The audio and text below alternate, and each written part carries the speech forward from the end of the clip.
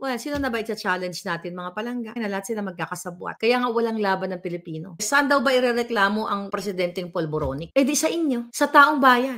Kasi kasabot niya yung DOJ. Siya ang nag-appoint yan eh. Kasabot niya PIDEA, si Lasso. Wala nang kakampi ang bayan. Sino mag-iimbestiga dyan? Lahat hawak nila. Even dyan sa Korte Suprema, tinakot-takot ni Tambalos-Los yan, mga justices dyan. Remember that? Sino nakakampi ng Pilipino? Eh saan tayo magsusumbong? Yung mga taong matitino na men in uniform ay nakikita po kung gaano kahayop si Butod. Nakikita ng men in uniform, even mga PSG, yung mga PSC, na mga nakapaligid sa kanila, ay nakikita kung paano sigaw-sigawan ni Smugs o ni Butod si Polboronic Kuting. So nag-aantay na lang siguro ng tamang panahon yan. So yung mga kakampi natin na men in uniform, hindi yung mga chief. Sila yung mga nakamonitor sa galawan ng Butod. Imagine nyo lahat sinusuppress. Lahat ng empleyado sa gobyerno, ulit-ulitin ko, gustong hawakan nila ang mga Facebook page. And that is dictatorship. At tinatanggal ang mga taong nasa gobyerno kapag napagtripan lang na, oy, ikaw, Rod, dati ka kay Vic Rodriguez, ikaw yata natitira pang in-appoint or something. Ikaw, dati ka kay Pangulong Duterte. Paano magpa-function ng tama ang flow ng ating mga government transactions? Lahat corrupt. You know, madagdag ko lang sa SSS na pinagtatanggal din yung mga nakapwesto na dyan for so many years, for 20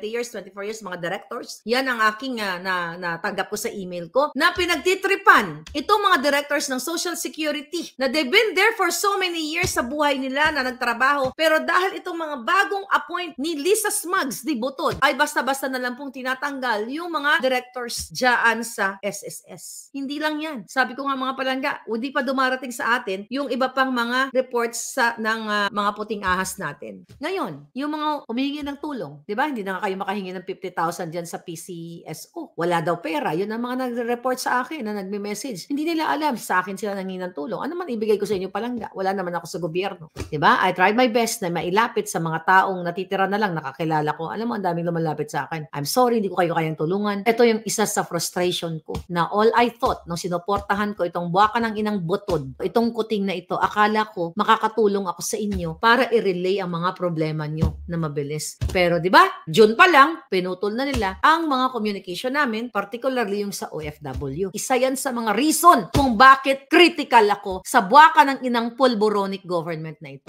Isa sa reason kung bakit critical ako ay nakikipagsabuatan sila sa smuggler. Nakikipagsabuatan sila sa Kaysayarot. Pinalalabas pa nila sa kulungan ang mga non-bailable cases. Aside from that, isinasama pa nila sa kanilang mga travel abroad. Yan ang ikinagagalit ko. Dahil yan ay pagtatraidor sa bayan. Panglilin lang sa ating lahat. Papayag ba kayo na ang pulburon ay nilalako na lang sa mga pintuan ninyo? Ang pulburong ito, ibang klaseng pulburon. Ang sisira sa buhay ng mga apo nyo, mga anak ninyo. Baka mabura na tayo. Baka maging zombie na. Dahil ang mga bata, 3-5 na lang ang pulburon. Ito yung pina-fight natin. Alam ko, mahirap ang laban. Mahirap kalabanin ang mga sindikato. Mahirap kalabanin ang mga polboronic.